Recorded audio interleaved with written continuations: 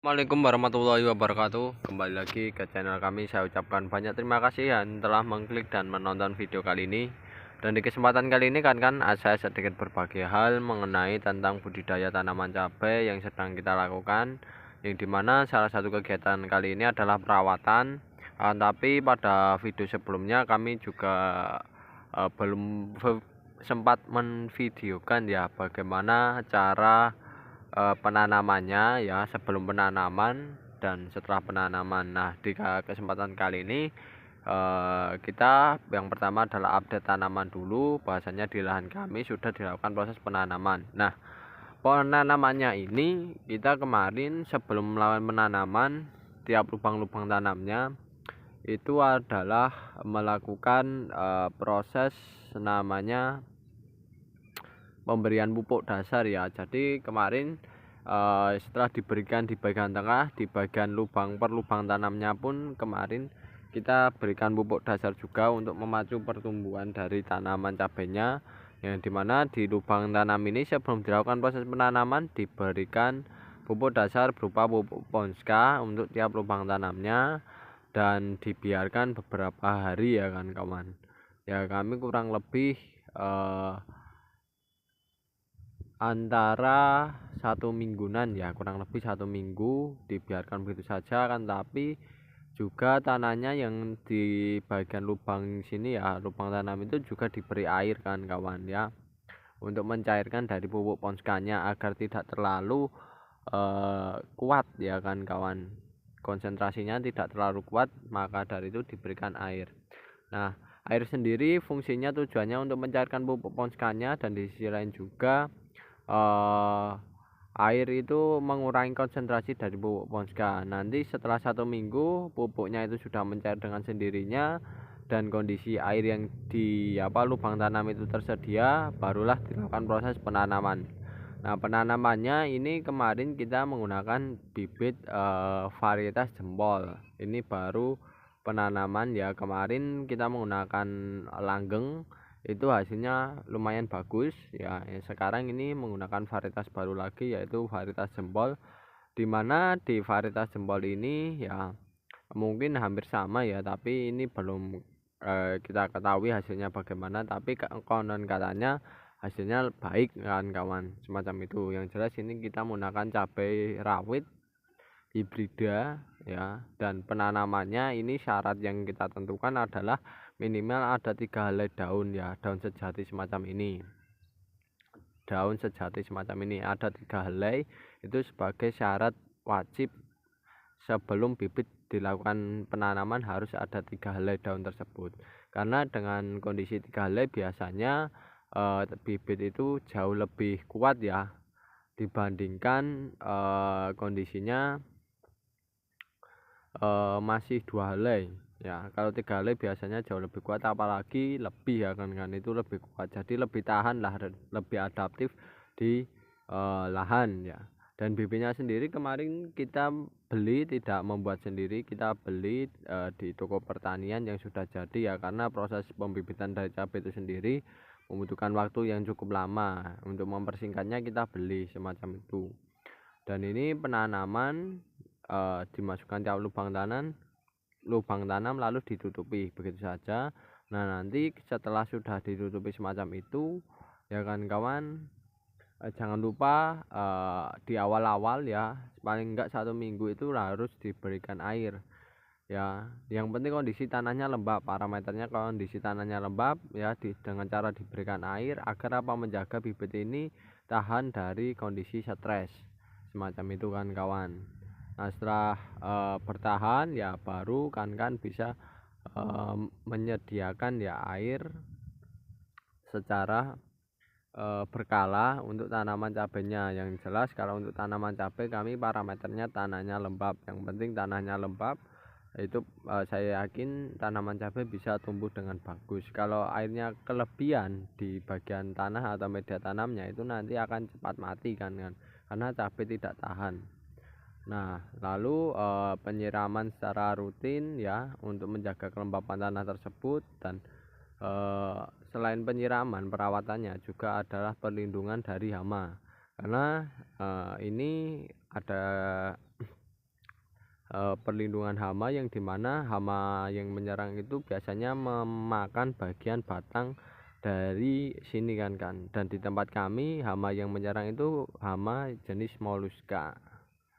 Nah, jenis moluska itu memakan bagian batang-batang yang mudanya dan akhirnya terbibit itu mati, dan nantinya kedepannya perlu dilakukan proses penyulaman.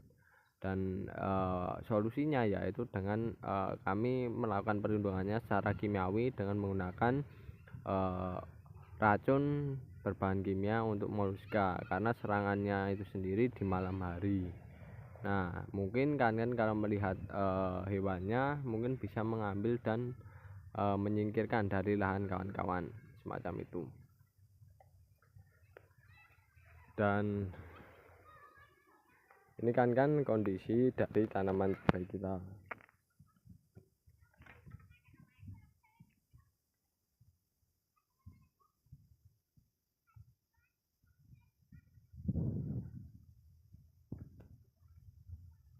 Nah, yang perlu kalian ketahui di bagian lubang ini, nah ini ada bahan kimia. Ini salah satu racun yang dimana ini racunnya adalah untuk menjaga agar tidak dimakan oleh hewan yang sifatnya moluska, karena di sini banyak hewan yang kondisinya yaitu menyerang batang dari tanaman cabai yang seperti pacet lah kan semacam itu. Karena di sini banyak sekali, ya akhirnya memakan tanaman cabai kita dan pada akhirnya mati untuk proses awal penanaman semacam ini.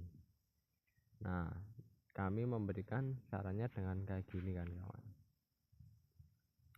Tujuannya agar nantinya kalau diberikan semacam ini, kalau hewan itu ingin menyerang tanaman kita, setidaknya nanti hewan tersebut terpancing untuk memakan ini ya, taburan racun berbentuk mesis ya, itu memakan itu, dan pada akhirnya terpancing memakan itu, tidak terpancing ke memakan tanamannya, dan pada akhirnya mati kan semacam itu. Tapi ini opsi terakhir menurut kami ya, karena di tempat kami sendiri serangannya karena sudah terlalu banyak ya kan kawan, sudah terlalu banyak bibit yang mati ya, belum sempat mulai ya, belum sempat perawatan juga, pemupukan juga belum sempat, ataupun perawatan pemberian air pun belum terlalu ya. Ini karena masih awal-awal penanaman, belum lama sudah hampir separuh dari bibit yang kita tanam di sini itu mati akibat serangan hewan tersebut. Entah asalnya dari mana saya kurang tahu, tapi dari kejadian ya terlihat semacam itu. Ternyata hewan yang menyerang adalah moluska, dan itu serangannya di malam hari ya, tidak di pagi ataupun siang. Karena pagi ataupun siang ini kondisinya biasanya panas ya, biasanya tidak mau mendekat. Tapi kalau malam hari, wah banyak sekali kan kawan. Padahal kemarin dalam proses pengolahan lahannya ya tidak menemui hewan tersebut, tapi kok setelah malam hari kok banyak tanaman yang terserang oleh hewan tersebut dan banyak yang mati. Dan ya salah satu caranya harus melakukan penyiraman. Nah, inilah susahnya dalam proses pembudidayaan cabai ya kan kawan, karena banyak hewan yang suka dengan tanaman cabai di saat muda semacam itu. Dan di sisi lain juga nanti kalau sudah generatif ada banyak mikroorganisme yang menyerang. Kalau muda itu diserang hama, tapi kalau sudah tua atau sudah besar itu biasanya hasil buahnya itu diserang oleh mikroorganisme semacam itu kan kawan. Dan saya peringatkan untuk penggunaan racun itu jangan berlebihan ya, gunakan secukupnya saja. Dan ya kalau bisa jangan menggunakan racun kan, itu saran kami. Karena racun ini menurut kami ya kekurangannya adalah ekosistem tidak bisa berjalan dengan lancar ya, rantai makanan tidak bisa berjalan dengan bagus, dan pada akhirnya nanti ada ketidakseimbangan di suatu ekosistemnya ya kan kawan, semacam itu. Dan ini kami menggunakan racun karena kami terpaksa kan kawan, sudah banyak bibit yang mati. Sebenarnya kami tidak mau sih untuk racun-racun semacam itu untuk diberikan ke lahan pertanian. Yang jelas kami hanya untuk melindungi tanaman kita agar tidak rugi ya kan kawan dalam membudidayakan, karena ini biayanya tidak sedikit kan kawan yang sudah kita keluarkan semacam itu. Oke, itu dulu yang bisa saya sampaikan. Jika ada sisi positifnya akan kawan ambil, jika ada sisi negatifnya atau kekurangannya jangan kawan-kawan ambil ya, tinggalkan saja sisi negatif. Yang jelas ambil sisi positif, semoga bermanfaat bagi kawan-kawan, ambil hikmahnya. Terima kasih, sekian, wassalamualaikum warahmatullahi wabarakatuh.